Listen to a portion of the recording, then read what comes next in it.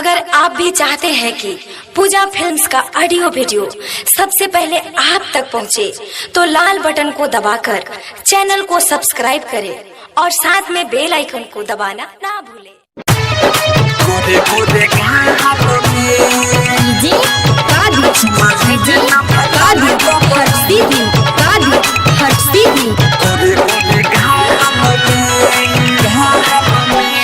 चढ़ल जवानी रहता बड़ी पूरा हाल में है, चढ़ल जवानी रहता बड़ी पूरा हाल में है। चुमा लेबे न भाता रे कबहू है गोरे गाल में,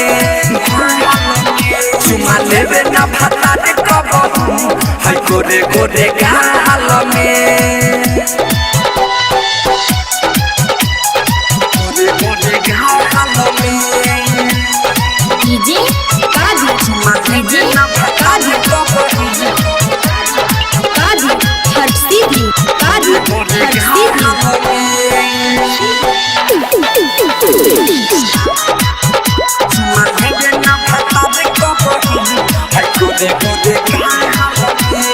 छोटे छोटे छोटा चुअता कहानी बनिता पहाड़ पर हो के अब नया रहाई कहाँ वहाँ जाई मदता रही रही छोकरे, मदता रही रही छोकरे।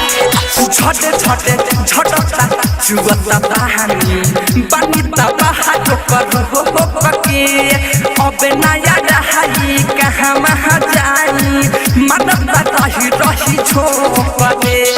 हमरा तो लागता फसल पसवतिन के जाल में है। चुमा लेबे न भाता रे कबहू है गोरे गाल में, चुमा लेबे न भाता रे कबहू है गोरे गाल में।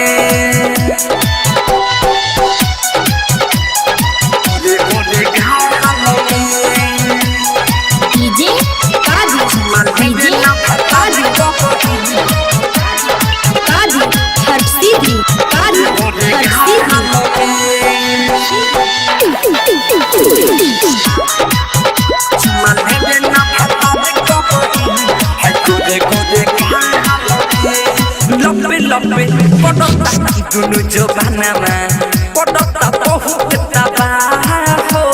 कृष्ण देवा दवा रहे बजारवा उहे बा हमर गवा हो, उहे बा हमर गवा हो।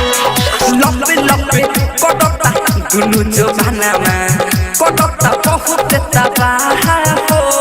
कृष्ण देवा दवा रहे बजारवा उहे बा हमर गवा हो।